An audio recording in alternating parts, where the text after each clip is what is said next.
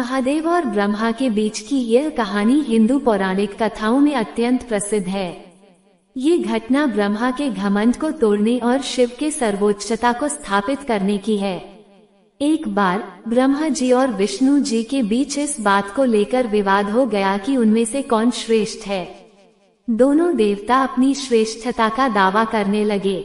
यह विवाद इतना बढ़ गया कि देवताओं ने महादेव शिव का सहारा लिया, क्योंकि वे त्रिदेवों में निष्पक्ष और परम सत्ता माने जाते हैं। महादेव ने इस विवाद को समाप्त करने के लिए एक योजना बनाई। उन्होंने एक विशाल अग्निस्तंभ ज्योतिर्लिंग का रूप धारण किया, जो आकाश और पाताल तक फैला हुआ था।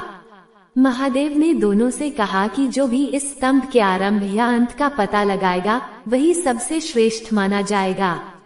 विष्णु जी ने स्तंभ के अंत को खोजने के लिए पाताल की ओर यात्रा की, जबकि ब्रह्मा जी इसके शिखर का पता लगाने के लिए ऊपर की ओर उड़ चले। विष्णु जी ने काफी प्रयास किया, लेकिन उन्हें स्तंभ का अंत नहीं मिला। उन्होंने अपनी असमर्थता को स्वीकार कर लिया और वापस लौट आए। दूसरी ओर ब्रह्मा जी घमंड से भरे हुए थे। उन्होंने काफी ऊंचाई तक उड़ान भरी, लेकिन स्तंभ का शिखर कहीं नहीं दिखा। फिर भी उन्होंने अपनी हार स्वीकार नहीं की। उन्होंने एक केतकी फूल, जो पहले शिव को चढ़ाया जाता था, को देखा और उससे झूठी गवाही देने का आग्रह किया। ब्रह्मा ने केतकी से कहा कि वह शिव से कहे कि उसने स्तंभ का शिखर देखा है।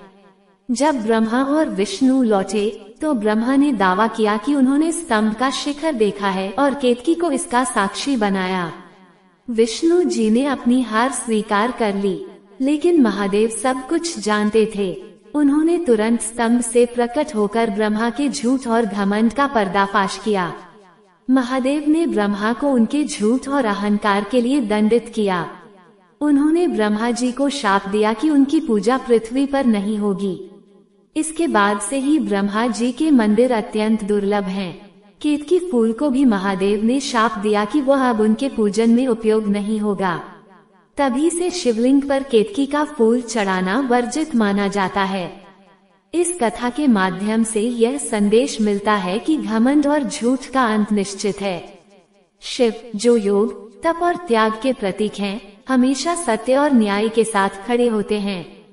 ये कथा हमें सिखाती है कि विनम्रता और सत्यनिष्ठा ही मानव जीवन का आधार है।